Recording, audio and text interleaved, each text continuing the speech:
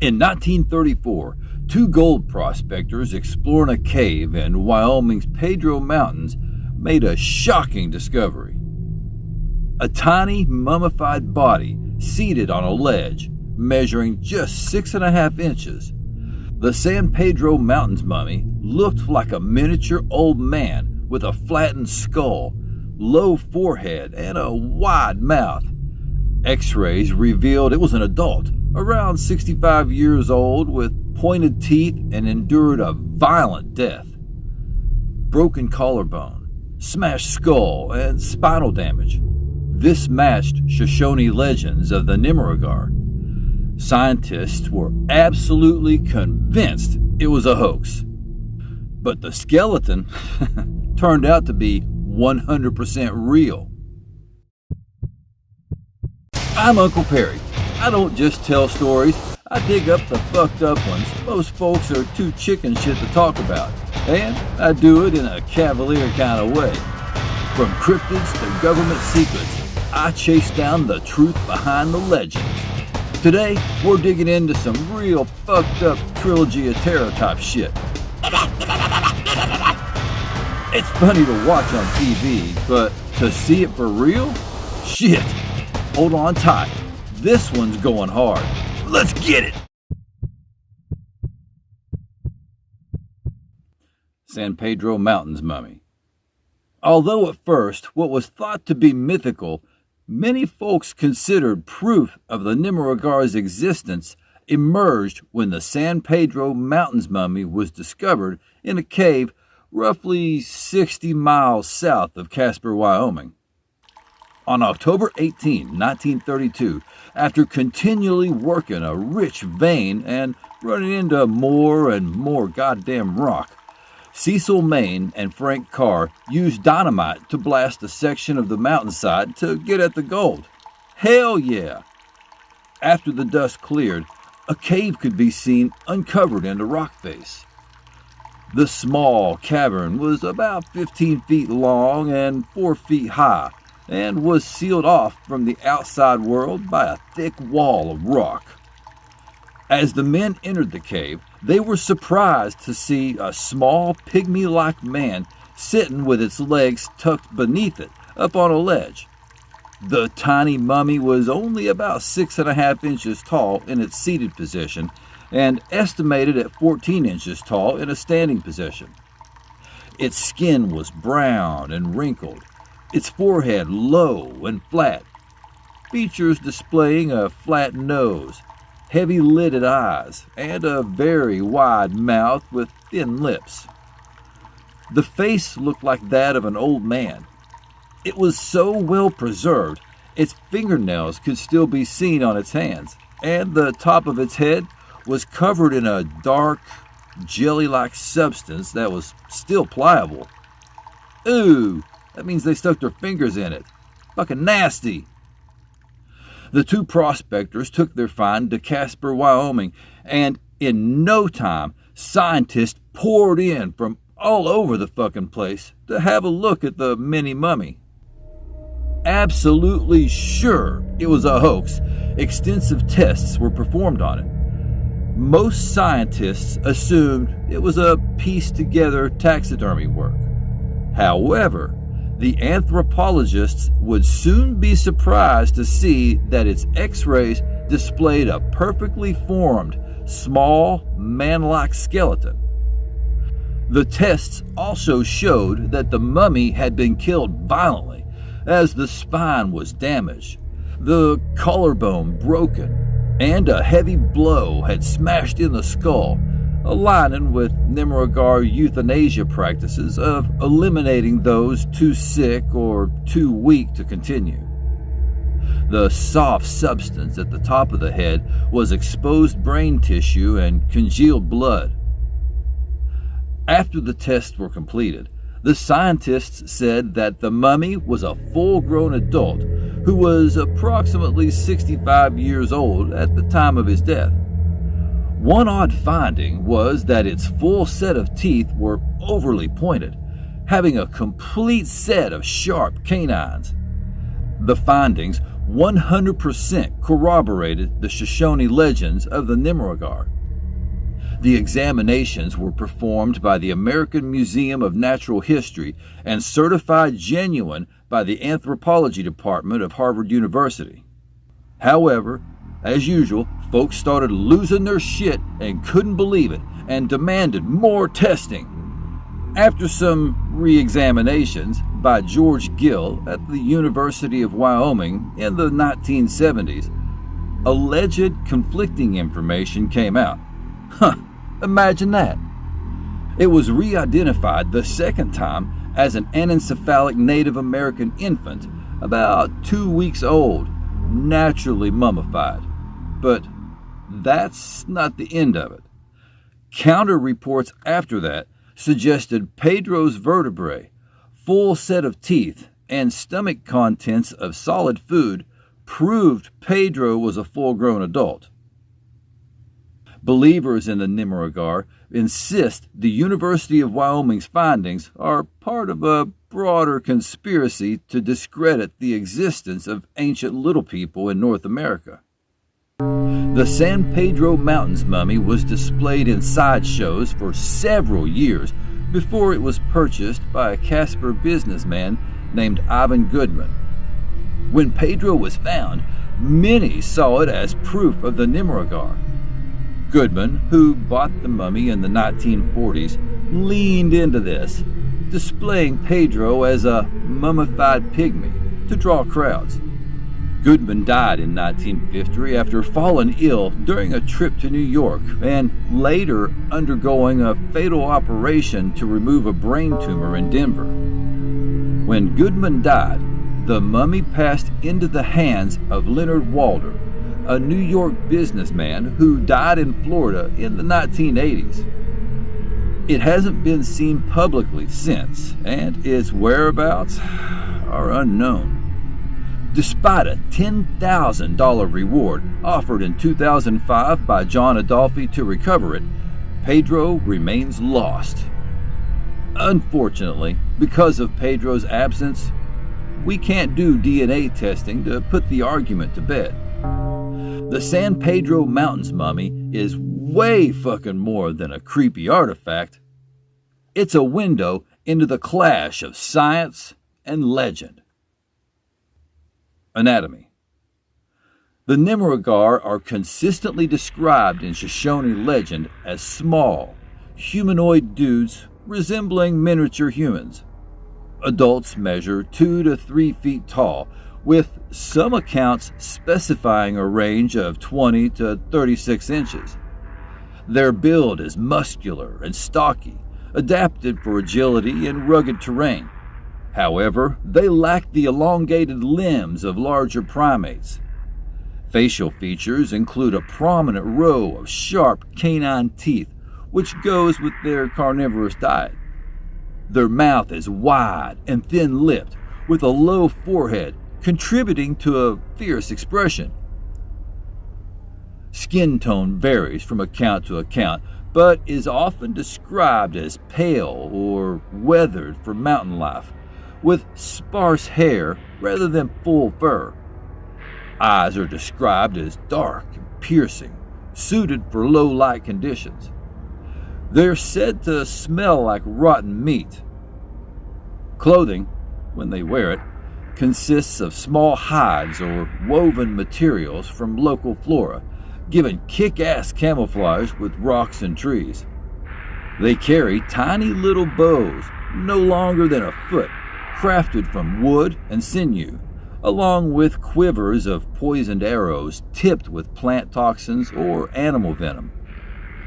Their hands and arms are tweaked out, enabling precise archery despite their size. There's no horns, no tails, or other non-human appendages that appear in descriptions. The Nimerigar are fully bipedal, walking upright like humans. Habitat. The Nimerigar reside in the high elevations of the Rocky Mountains, particularly ranges exceeding 2,000 feet. Their main hangout spots were the Pedro Mountains and Wind River Range in Wyoming, where Shoshone elders witnessed their communities in hidden caves and rock crevices. These areas have steep granite slopes, alpine meadows, and thick forests dominated by pine and fir trees, providing cover for small, quick little fuckers.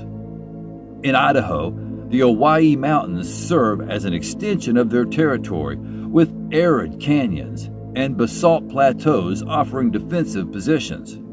The terrain is rugged, with elevations ranging from 5,000 to 8,000 feet, and is characterized by shit vegetation like sagebrush and juniper.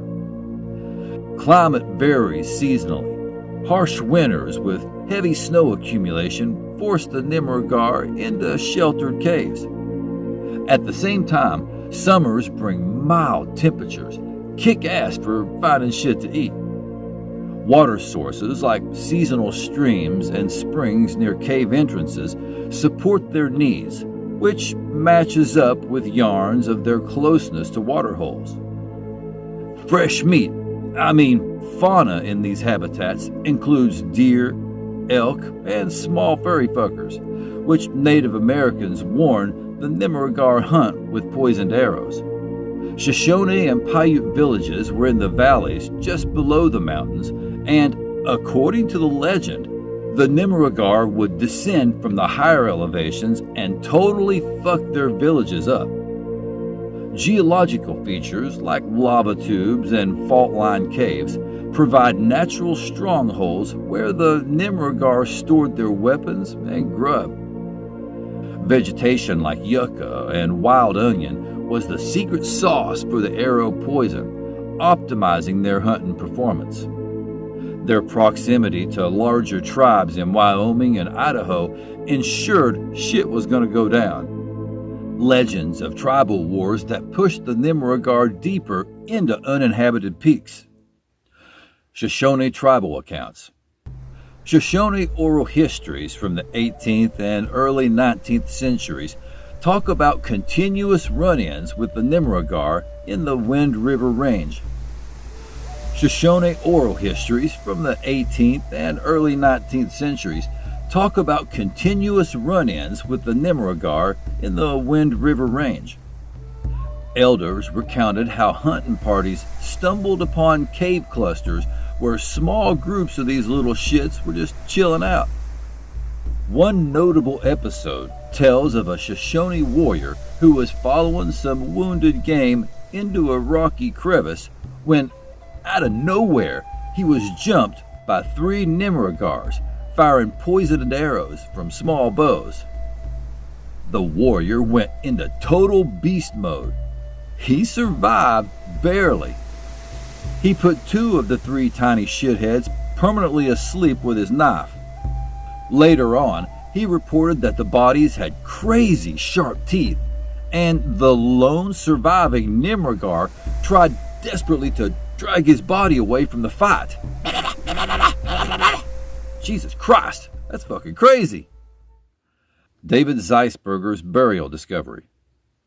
Missionary David Zeisberger recorded a burial site near Coshocton, Ohio in 1778 that completely blew his fucking shit. It contained rows and rows of graves for people about 3 feet tall. Dave said the skeletons were aligned with their heads to the west, figuring they were sun worshippers. Local tribes, including Delaware affiliates, said they were ancient little people, similar to the Nimerigar, indicating the tribe must have spread out away from the Rockies. Zeisberger's journal entries speak of the graves' orderly arrangement. Also, he noticed there were no large human-sized remains, possibly proving theories of a Pygmy race. Even though this ain't a direct sighting, the discovery was very close to Shoshone descriptions, with some skulls showing cranial fractures consistent with head blow rituals. Modern archaeology says the classification of these bones as pygmies is total bullshit, but the account remains a cornerstone for Nimerigar proponents. the child snatchers of the cliffs. Way before folks wrote shit down in the Pedro Mountains, Paiute and Shoshone elders told of a tribe of 2 feet tall warriors living deep in the cliffs.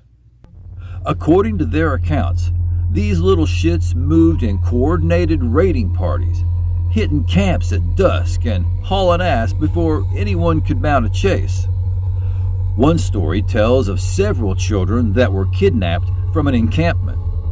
Their tracks were just like tiny human footprints leading toward the high passes. No bodies were ever recovered. There's no independent verification, but the details are identical to Nimerigar legends with unnerving precision. Small stature, organized violence, and a willingness to prey on the vulnerable. Pussies. Pygmy graveyard in Tennessee.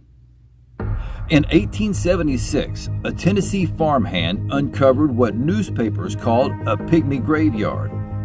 The reports indicated the cemetery, covering 6 fucking acres, held the remains of thousands of dwarf-like people. Rows and rows of 2 feet long stone coffins, no bigger than a child's torso, each one with the bones of tiny adults.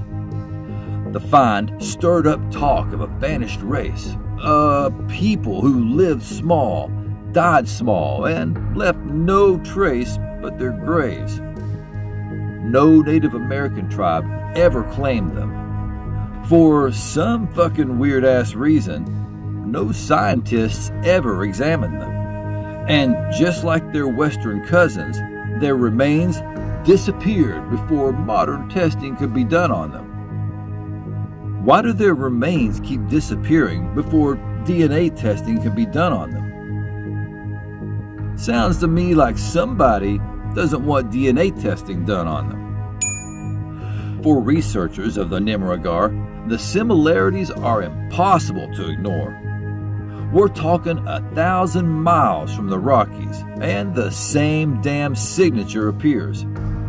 A small people who lived hard, died young, and then dipped out of history completely. The Wyoming Canyon Incident. According to Shoshone oral traditions and later settler accounts from the Wind River region, hunters and trappers sometimes encountered groups of very small figures moving along the high ridges and down in narrow canyons. Critters so damn quick, silent, and coordinated that folks that saw them insisted they weren't kids or wildlife. In these stories, the little fuckers wielded tiny bows and arrows tipped with poison, firing from hiding spots and running away before they could be spotted clearly. One frequently repeated account describes a hunter feeling something strike the ground mere inches from his boot. An arrow that wasn't meant to miss. He and his companion turned and busted ass down the canyon in fear. While locals of the time often dismissed such stories as nerves or mountain myth, the description, small, aggressive, and territorially defensive, aligns uncannily with the Nimerigar portrayed in Shoshone legend. Owyee Mountains Encounter. In the 1970s, a group of hikers exploring the rugged mountains of Idaho's Owyee Mountains claimed they saw some weird shit as dusk fell. According to the retellings, the group, including a local outfitter that knew the region, spotted a small, roughly 2 feet tall figure busted ass along the basalt rock formations. It was described as muscular and upright, carrying what looked like a small bow before it scrambled up into the rocks and disappeared into the shadows. Nearby, they found tiny footprints only about 3 to 4 inches long, suggesting the figure had walked there, and they noticed an unpleasant odor described like decaying meat lingering in the air. The hikers searched the general area but found no additional sign of the creature. They did note what they believed were arrow-like puncture wounds on some rabbits found in the vicinity. Small, sharp holes that they attributed to the insanity they'd just seen. Voices in the Pedro Mountains. In the early 2000s, modern folklore collectors hiking in the Pedro Mountains reported hearing faint chanting near the site where the Pedro Mountain Mummy was found in 1932. They described short, rhythmic vocal patterns echoing through the rock. Too structured to be the wind, too distant to be hikers. No clear recordings were captured, and granted, the claim remains purely first-person auditory and subjective, but the location is impossible to ignore. That can't be a coincidence. Nearly a century after the mummy surfaced, the mountains still whisper the same sounds the Shoshone once attributed to the Nimerigar. As with many legends, the tales of the Nimerigar culminate in their ultimate defeat. According to the lore, Native American tribes waged a relentless war against these menacing dickheads, ultimately kicking their fucking ass. While the specifics of their fall remain shrouded in mystery, accounts show that several tribes joined forces to stand up to these nefarious assholes and bring an end to their trilogy of terror.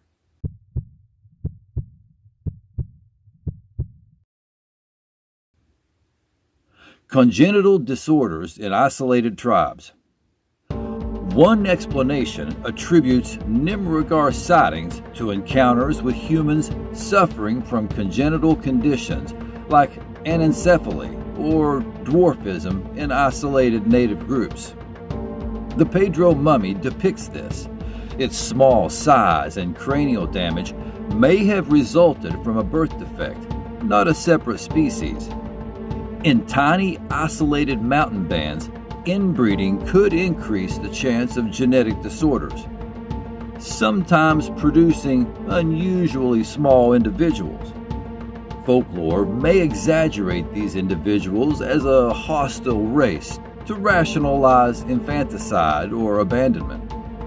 Zeisberger's Ohio graves represent diseased children buried separately. Poisoned arrow stories may stem from misdiagnosed illnesses, with toxins mimicking cannibalistic weakness. Ritualistic folklore for social control.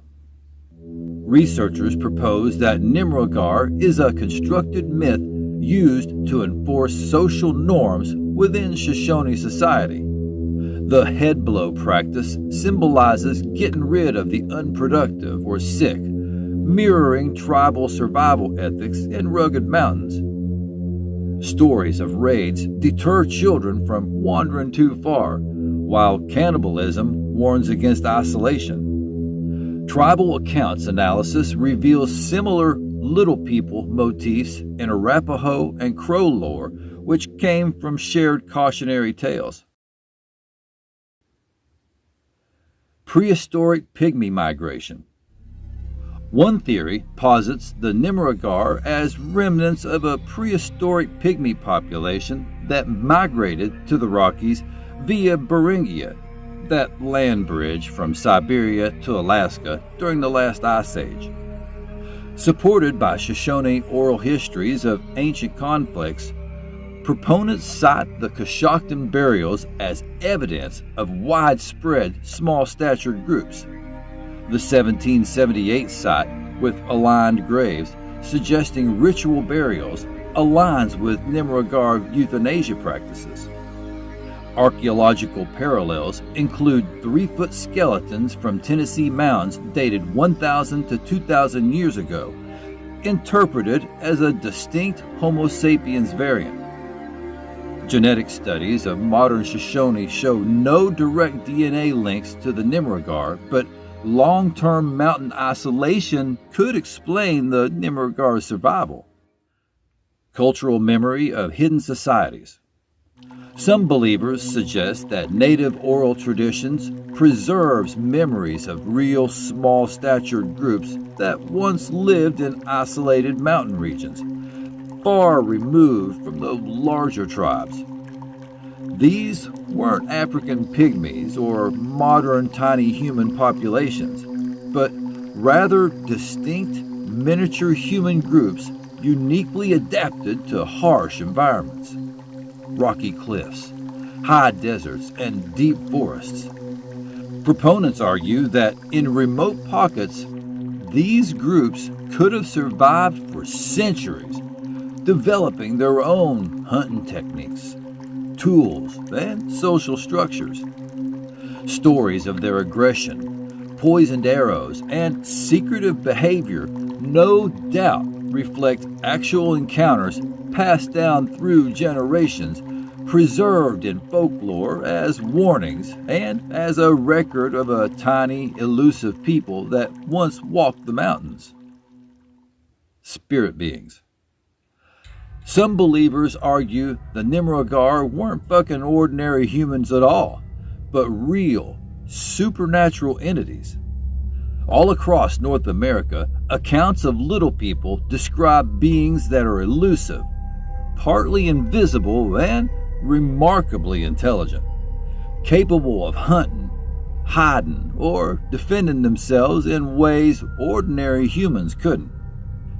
While the Shoshone describe them as hostile and aggressive, other tribes portray them as mysterious guardians or tricksters, real creatures that interacted with humans, leaving evidence of their presence and influencing survival in the wild. To believers, these descriptions point to a tiny, cunning species that once walked the mountains, blending the physical and the extraordinary.